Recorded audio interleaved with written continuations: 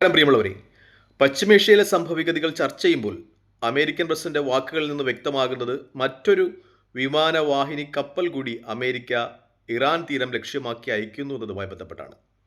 Already തന്നെ അവിടെ Abraham Lincoln എന്ന് പറയുന്ന ഒരു കപ്പലുണ്ട്.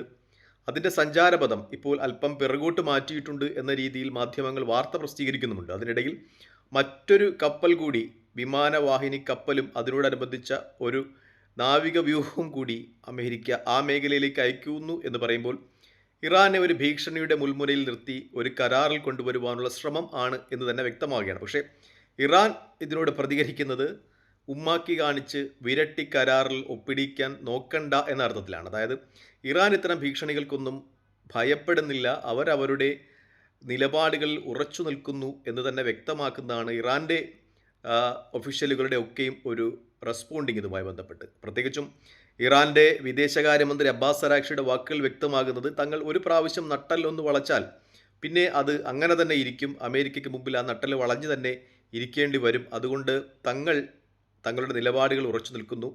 തങ്ങളുടെ രാജ്യത്തിൻ്റെ ആത്മാഭിമാനത്തിൽ ഉറച്ചു നിന്നുകൊണ്ട് ഏതു കരാറിനും തങ്ങൾ തയ്യാറാണ്. പക്ഷേ തങ്ങളുടെ രാജ്യത്തിൻ്റെ ആത്മാഭിമാനം അടിയറ വെച്ചുകൊണ്ട് വരച്ച വരയിൽ നിർത്തിയ ഒരു കരാറിലേക്ക് തങ്ങളെ കൊണ്ടുപോകുവാൻ കഴിയില്ല എന്ന വ്യക്തമായ സന്ദേശം ഇറാൻ അമേരിക്കയ്ക്ക് നൽകുന്നുണ്ട് എന്നാണ് ഇതുമായി ബന്ധപ്പെട്ട ഏറ്റവും പരമപ്രധാനമായ ഒരു യാഥാർത്ഥ്യം. ഇസ്രായേലിനെ സംബന്ധിച്ച് ഇസ്രായേൽ ഇറാനെ കൊണ്ട് എങ്ങനെയെങ്കിലും ഒരു കരാറിൽ ഒപ്പിടിവിക്കുക എന്ന രീതിയിലേക്ക് പോവുകയാണ്. നേരത്തെ നമ്മൾ ഇതുമായി ബന്ധപ്പെട്ട ചില ചർച്ചകൾ പറഞ്ഞിട്ടുള്ളതുപോലെ ഇസ്രായേലി പ്രധാനമന്ത്രി ബെഞ്ചമിൻ നെതന്യാഹുവിനോട് ഒരു പത്രലേഖകൻ ഒരിക്കൽ ചോദിക്കുന്നുണ്ട്, ഇസ്രായേൽ എന്ന് പറയുന്ന രാജ്യം ഏറ്റവും കൂടുതൽ ഭയക്കേണ്ടത് ഏത് രാജ്യത്തെയാണെന്ന്. അപ്പോൾ അദ്ദേഹം പറയുന്ന ഒരു മറുപടിയുണ്ട്, ഇസ്രായേലിന് ഭീഷണിയായിട്ടുള്ള ആദ്യത്തേതും രണ്ടാമത്തതും മൂന്നാമത്തതുമായ രാജ്യം ഇറാനാണ്. അതായത് ഇറാനെ ഇസ്രായേൽ നിലനിൽക്കുന്നത്, ഇറാൻ്റെ ഈ ആയുധ ശ്രേണിയും മറ്റും ഇസ്രായേൽ ഭയപ്പെടുന്നുണ്ട് എന്ന് തന്നെയാണ് ഏറ്റവും പരമപ്രധാനമായ കാര്യം. ഒന്നാമതും രണ്ടാമതും മൂന്നാമതും ഇസ്രായേലിനെ സംബന്ധിച്ച് ഭയപ്പെടേണ്ട രാജ്യം ഇറാനാണ് എന്ന് വ്യക്തമാണ്. പ്രത്യേകിച്ചും ടെഹ്റാനിൽ ഇസ്രായേലിൻ്റെ പേരിൽ ഒരു ക്ലോക്ക് ഉണ്ട്. ടെഹ്റാനിലെ ആ ക്ലോക്ക് അറിയപ്പെടുന്നത് തന്നെ ഇസ്രായേലി ക്ലോക്ക് എന്നാണ്. അതിൽ മെൻഷൻ ചെയ്തിരിക്കുന്നത് 2040 ഇറാൻ പൂർണ്ണമായും ഇസ്രായേൽ കൈയടക്കും എന്നതുമായി ബന്ധപ്പെട്ടാണ്.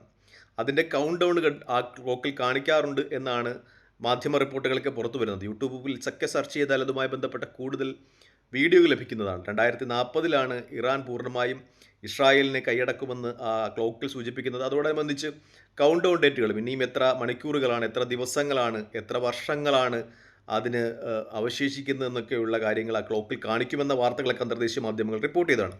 അതുകൊണ്ട് തന്നെ തങ്ങളുടെ നാശം ലക്ഷ്യമാക്കി പ്രവർത്തിക്കുന്ന ഒരു രാജ്യത്തിൻ്റെ അതിൻ്റെ ആയുധബലമൊക്കെ കുറയ്ക്കുക ഇസ്രായേലിനെ സംബന്ധിച്ച് അവരുടെ ഉദ്യമമാണ്, ലക്ഷ്യമാണ് എന്ന കാര്യത്തിൽ സംശയമില്ല. അതുകൊണ്ടാണ് ഇപ്പോൾ ഇസ്രായേൽ അത്തരം കാര്യങ്ങൾ അടിയുറച്ചു നിൽക്കുന്നത്. ഇപ്പോൾ ഇസ്രായേലിൻ്റെ ഒരു ആവശ്യകത എന്ന് പറയുന്നത് ഇറാൻ്റെ മിസൈലുകളുടെ ദൂരപരിധി വെറും 500 കിലോമീറ്റർ ആയി കുറയ്ക്കണമെന്നാണ്.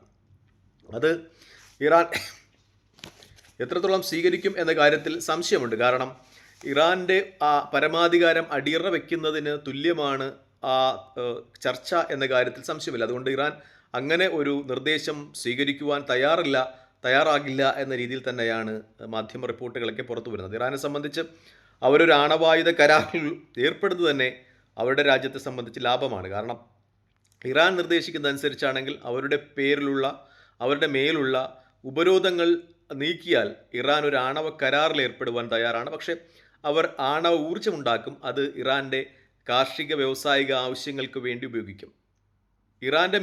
ഇറാൻ ആണവ കരാറിൽ ഏർപ്പെട്ടുകൊണ്ട് ഒരു ഉപരോധം നീക്കുന്നത് ഇറാനെ സംബന്ധിച്ച് വളരെ ഉപകാരപ്രദമാകും എന്ന കാര്യത്തിൽ സംശയമില്ല. കാരണം ഇറാൻ്റെ കയ്യിൽ ധാതു സമ്പത്തുണ്ട്, എണ്ണയുണ്ട്. ഉപരോധം നീക്കിയാൽ അത് അന്താരാഷ്ട്ര വിപണിയിൽ വിറ്റ് വളരെ പെട്ടെന്ന് തന്നെ ഇറാന് ലോകത്തെ ഏറ്റവും വലിയ സമ്പന്ന രാജ്യമായി മാറുവാൻ കഴിയും. അതും ഇസ്രായേൽ ഭയക്കുന്നുണ്ട്. കാരണം ഇറാൻ സമ്പന്നമാകുന്നതോടൊപ്പം തന്നെ ഇറാൻ അവരുടെ പ്രോക്സികളെ സപ്പോർട്ട് ചെയ്യും, ഗസയിൽ ഹമാസിനെയും അതുപോലെ ഹിസ്ബുള്ളയും ഒക്കെ സപ്പോർട്ട് ചെയ്യും, അവർക്ക് ആയുധങ്ങൾ എത്തിക്കും എന്ന കാര്യത്തിൽ ഇസ്രായേലിന് സംശയമില്ല. അതുകൊണ്ടാണ് ഇസ്രായേൽ ഇറാനെ സാമ്പത്തികമായി കൂടി തകർക്കുവാൻ നോക്കുന്നത്.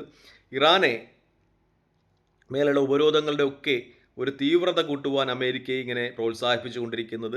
അതുപോലെ മിസൈലുകളുടെ ദൂരപരിധി കുറയ്ക്കണം എന്നൊക്കെ പറഞ്ഞ് ഇസ്രായേൽ ഇങ്ങനെ അമേരിക്കയെ കൊണ്ട് നിർബന്ധിച്ച് ഇറാനെ ഈ കാര്യങ്ങളിലൊക്കെ ഒപ്പിടിപ്പിക്കാൻ നോക്കുന്നത്. പക്ഷേ അത് ഇറാൻ എത്രത്തോളം സ്വീകരിക്കുമെന്ന കാര്യത്തിൽ സംശയമുണ്ട്. കാരണം ഇറാൻ അവരുടെ ഒരു നിലപാടിൽ ഉറച്ചു നിൽക്കും. അവരുടെ അഭിമാനത്തിൽ ഊന്നിക്കൊണ്ടുള്ള കരാറുകൾക്ക് മാത്രമേ ഇറാൻ തയ്യാറാകൂ എന്ന് തന്നെയാണ് വസ്തുതകളൊക്കെ സൂചിപ്പിക്കുന്നത്. ഇറാനും ഇസ്രായേലും നമ്മൾ കമ്പയർ ചെയ്യുമ്പോൾ രണ്ട് രാജ്യങ്ങളുടെയും കഥകൾ വ്യത്യസ്തമാണ്. ഇറാൻ നീണ്ട കാലത്തെ പതിറ്റാണ്ട് കാലത്തെ ഉപരോധങ്ങൾ അതിജീവിച്ചാണ്, ഈ അതിജീവനത്തിൻ്റെ ഒരു വലിയ കഥ തന്നെ ഇറാന് പറയാനുണ്ട്. അതൊക്കെ അതിജീവിച്ചാണ് ഇറാൻ സാങ്കേതികമായും അതുപോലെ സൈനികമായൊക്കെ മുന്നേറിയിട്ടുള്ളത്. അവരുടെ ഡ്രോണുകളും അതുപോലെ മിസൈലുകളും ഒക്കെ വലിയ ആഘാതം ശത്രുവിനെ ഏൽപ്പിക്കുവാൻ കഴിയുന്നതാണ്. 13 ദിവസത്തെ യുദ്ധത്തിൽ ഇസ്രായേലിനത് സ്പഷ്ടവും വ്യക്തവുമായതാണ് എന്ന കാര്യത്തിൽ സംശയമില്ല. ഇസ്രായേലിനെ സംബന്ധിച്ച് അവർ പിറന്നു വീണത് തന്നെ സമ്പന്നതയുടെ മടിത്തട്ടിലാണ്. 1948 ആ രാജ്യം പിറന്നു വീഴുമ്പോൾ ബ്രിട്ടൻ്റെയും അമേരിക്കയുടെയും വലിയ ഫണ്ടിങ് ആ രാജ്യത്തേക്ക് ഉണ്ടായിരുന്നു എന്ന കാര്യത്തിൽ സംശയമില്ല. അതിൻ്റെ ഒരു ബലത്തിലാണ് ഇസ്രായേൽ എന്ന് പറയുന്ന രാജ്യം പിച്ചവെച്ചതും വളർന്നതും ഇന്ന് കാണുന്ന അവസ്ഥയിലെത്തിയിട്ടുള്ളതും എന്നതൊക്കെ യാഥാർത്ഥ്യമാണ്. എന്തായാലും ഈ രാജ്യങ്ങൾ രണ്ടും, ഇസ്രായേലും ഇറാനും, അവരുടെ രണ്ടുപേരും പരസ്പരം ശത്രുതയിൽ നിൽക്കുന്ന ഈ സമയത്ത് ഒരു രാജ്യത്തിൻ്റെ നാശം മാത്രമേ ഒരു രാജ്യത്തെ നിലനിർത്തൂ എന്ന തിരിച്ചറിവ് ഇരു രാജ്യങ്ങൾക്കും ഉണ്ടാകുന്നു എന്നതുകൊണ്ട് തന്നെ ആ പ്രദേശത്തെ സംഘർഷങ്ങളുടെ ഒക്കെയും ഒരു വ്യാപ്തി വർദ്ധിക്കുന്നു എന്നതാണ് ഏറ്റവും പരമപ്രധാനമായ കാര്യം. അമേരിക്കയെ സംബന്ധിച്ച് അവരിപ്പോൾ ഒരു പരോക്ഷമായ യുദ്ധത്തിലേക്ക് പോകുന്നതിൽ വിമുഖത പ്രകടിപ്പിക്കുന്നു എന്ന ഒരു വിലയിരുത്തൽ ഇസ്രായേലിൻ്റെ ഭാഗത്തു നിന്നുണ്ട്, ഇസ്രായേലി പ്രധാനമന്ത്രിയുടെ ഭാഗത്തു നിന്നുണ്ട്. അതുകൊണ്ടാണ് അദ്ദേഹം കഴിഞ്ഞ ദിവസങ്ങളിൽ അമേരിക്കയിലെത്തി അമേരിക്കൻ പ്രസിഡന്റുമായി കൂടിക്കാഴ്ച നടത്തിയത് എന്നൊക്കെ റിപ്പോർട്ടുകൾ പുറത്തു വരികയാണ്. കാരണം ഇറാനെ എങ്ങനെയും പ്രകോപിപ്പിച്ച് ഒരു ആക്രമണത്തിൻ്റെ പാതയിൽ എത്തിക്കുവാൻ ഇസ്രായേൽ ശ്രമിക്കുന്നുണ്ട്. പക്ഷേ അമേരിക്കയുടെ ഭാഗത്ത് നിന്ന് ഇപ്പോൾ അതിന് വിമുഖത പ്രകടിപ്പിക്കപ്പെടുന്നുണ്ട്. പ്രത്യേകിച്ചും ഇറാൻ്റെ പ്രഹരശേഷി അത് നേരത്തെ 13 ദിവസത്തെ യുദ്ധത്തിൽ ലോകം കണ്ടതാണ് എന്നൊരു യാഥാർത്ഥ്യമുണ്ട്. അതുകൊണ്ട് തന്നെ ഇസ്രായേൽ ഒരു പക്ഷേ തങ്ങളുടെ സ്വന്തം നിലയ്ക്ക് ഇസ്രായേൽ ആക്രമിച്ചേക്കാം ഇറാനെ എന്ന ഒരു വസ്തുത ചർച്ച ചെയ്യപ്പെടുകയാണ്. കാരണം അമേരിക്കയിൽ സന്ദർശനം നടത്തിയ ഇസ്രായേലി പ്രസിഡന്റ് തിരിച്ചെത്തിയതിനു ശേഷം ഇസ്രായേലിലെ പ്രമുഖരായ സൈനിക തലവന്മാരുമായിട്ടൊക്കെ ചർച്ചകൾ നടത്തുന്നു എന്ന ഒരു വസ്തുത ചൂണ്ടിക്കാണിക്കപ്പെടുകയാണ്. അതുകൊണ്ട് തന്നെ ഒരുപക്ഷെ അമേരിക്കയുടെ വിമുഖത ഇസ്രായേൽ ഒരു യുദ്ധരംഗം സ്വയം സൃഷ്ടിക്കുവാനും ഇറാനെ ആക്രമിക്കുവാനുള്ള സാധ്യതകളിലേക്ക് വിരൽ ചൂണ്ടുന്നു എന്നാണ് ഏറ്റവും പരമപ്രധാനമായ ഒരു ചർച്ച. പ്രത്യേകിച്ചും ഇസ്രായേൽ അങ്ങനെ ആക്രമിക്കുകയാണെങ്കിൽ ഇസ്രായേലിൻ്റെ വിധി അത് ദൈവം തീരുമാനിക്കും എന്ന രീതിയിലാണ് ചില ചർച്ചകളൊക്കെ ഉയർന്നത്. കാരണം 13 ദിവസത്തെ യുദ്ധം അതുതന്നെ ഇസ്രായേലിനെ സംബന്ധിച്ച് വലിയ പ്രഹരമേറ്റിട്ടുണ്ടായിരുന്നു. ഇസ്രായേൽ എന്ന് പറയുന്നത് ഇറാനെ കമ്പയർ ചെയ്യുകയാണെങ്കിൽ, താരതമ്യം ചെയ്യുകയാണെങ്കിൽ വളരെ ചെറിയൊരു രാജ്യമാണ്.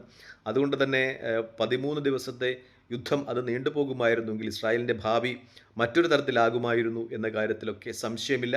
ഇറാനെ സംബന്ധിച്ച് അവരുടെ തിരിച്ചടികളിൽ നിന്നുള്ള ബാലപാഠങ്ങൾ അവർ ഉൾക്കൊണ്ടു കഴിഞ്ഞു. കഴിഞ്ഞ പ്രാവശ്യം ഉണ്ടായത് തിരിച്ചടിക്ക് ഏറ്റവും പ്രധാനപ്പെട്ട കാര്യം തങ്ങളുടെ രാജ്യത്തിനകത്ത് നുഴഞ്ഞു കയറിയ ചാരന്മാരാണെന്ന് വ്യക്തവും സ്പഷ്ടവുമായി ഇറാൻ മനസ്സിലാക്കിയിട്ടുണ്ടായിരുന്നു. അതുകൊണ്ട് തന്നെ ചാര ശൃംഖലയുടെ ഒക്കെയും കണ്ണികൾ മുറിച്ച് കളഞ്ഞിട്ടുണ്ട് എന്ന് ഇറാൻ അവകാശപ്പെടുകയാണ്. പഴയതുപോലെ ഇസ്രായേലിന് രാജ്യത്തിനകത്ത്, ഇറാൻ്റെ അകത്ത് വലിയ ഒരു ചാരശൃംഖല ഇല്ല എന്ന് ഇറാൻ അസന്നിഗ്ധമായി വ്യക്തമാക്കുന്ന ഒരു നിമിഷം കൂടിയാണ്. അതുകൊണ്ട് തന്നെ ഒരു യുദ്ധമുണ്ടായാൽ അത് എങ്ങനെ പോകും എന്ന കാര്യത്തിൽ വലിയ ആശങ്കയുണ്ടാകുന്നു. പക്ഷേ സമാധാനത്തിനുള്ള സാധ്യതകളാണ് ഏറ്റവും സ്പഷ്ടവും വ്യക്തവുമായി നിലനിൽക്കുന്നത്.